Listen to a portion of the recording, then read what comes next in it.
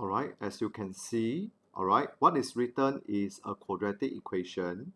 And for us to solve a quadratic equation, we can make use of the quadratic formula, which most of you all are familiar by now. And take note, inside the quadratic formula, b squared minus 4ac is also known as the discriminant.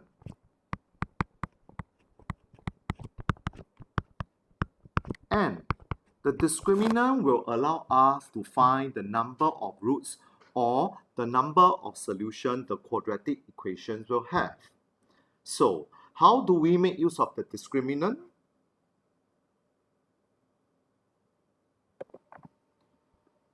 So now, let's talk about the discriminant. Under what condition will allow us to get different kind of roots? So, let us look at the table. Alright, so under certain conditions or with certain keywords, that's how we apply our discriminant. So for the discriminant to be greater than 0, this means that there are two solutions, or rather two roots. They can otherwise be known as distinct or unequal roots, or when a line meets a curve at two intersection points, it means that the discriminant is also greater than 0. Alright, in the case where the discriminant is equal to 0, this means that there will only be one solution or one root. This can also be known as equal, repeated, or coincidental roots where they are always the same. Or in the condition of a line being tangent to a curve or a line touches the curve at one point, this also means that the discriminant will be equal to 0. The third case is the case where we have no roots, no real roots, no solution. So this is also known as imaginary or complex roots. In the event where the curve is always greater than a line, or a curve is always less than a line, meaning the curve is always positive or a curve is always negative, this means that there is no intersection point. When there's also no intersection point, there is no solution. So this will also mean that the discriminant is always less than 0. There is a special condition. Okay, in the event where we only say real roots, it can be 1 or 2 roots, or a line meets the curve. You can meet at 1 point or meet at 2 points. So the special condition means that we have to combine the first two cases where the discriminant can be either greater or equal to 0. Next, we need to learn about how to solve quadratic inequality. It's slightly different from quadratic equation. Alright, let me zoom in. We have a quadratic inequality. So there are two things that you have to take note before solving. What are the two things? First thing, yes, you have to form a quadratic expression by equating it to 0.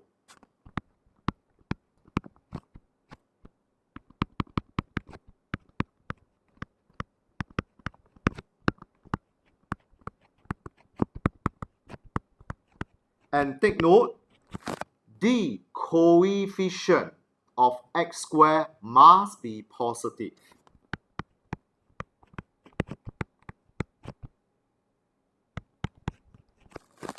And after that, please go and find out what are the critical values.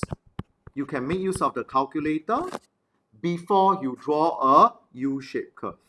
Alright, this is for solving quadratic inequality.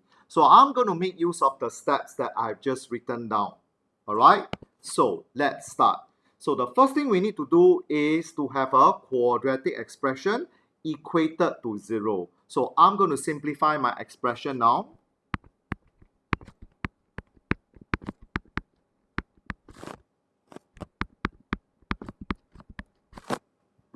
I fulfill the first criteria. Second criteria says that the coefficient of x squared must be positive because we want to ensure a U shape. So in order for me to do that, I either multiply everything by -1 or divide everything by -1. And take note, the inequality sign will change direction.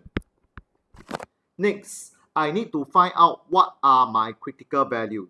Either you factorize it or you can press the calculator. Of course, I can do a quick factorization.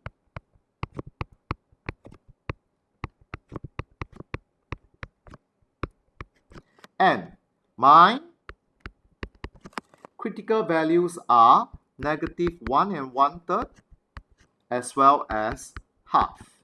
After that, I will need to do my side working. Smaller number on the left, bigger number on the right.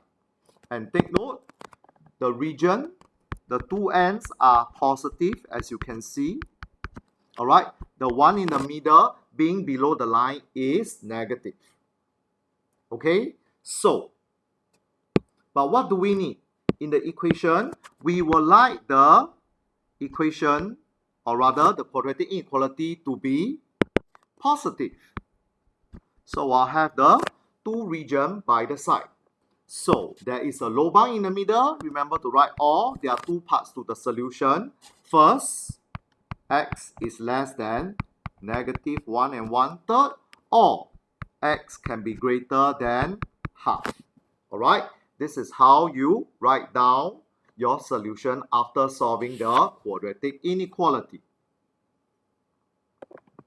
Let us try another one. Alright, as you can see, the one in black, I'm going to zoom it in again. Alright, check. It's equated to 0.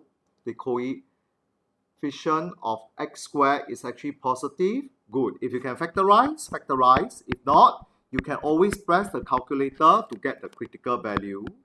So in this case, let me do a quick factorization. What are the critical value? You can press calculator. You should get 2 and 1. After that, please draw your side working. Smaller number on the left, bigger number to the right, plus, minus, plus. So in this case, I want my quadratic inequality to be less than 0.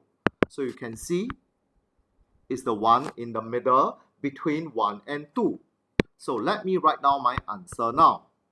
Alright, x must be greater than 1, but yet x must be less than 2. Alright, in the event if your quadratic inequality has the equal sign, the only thing that differs is you must always remember to write your equal sign with your inequality as well.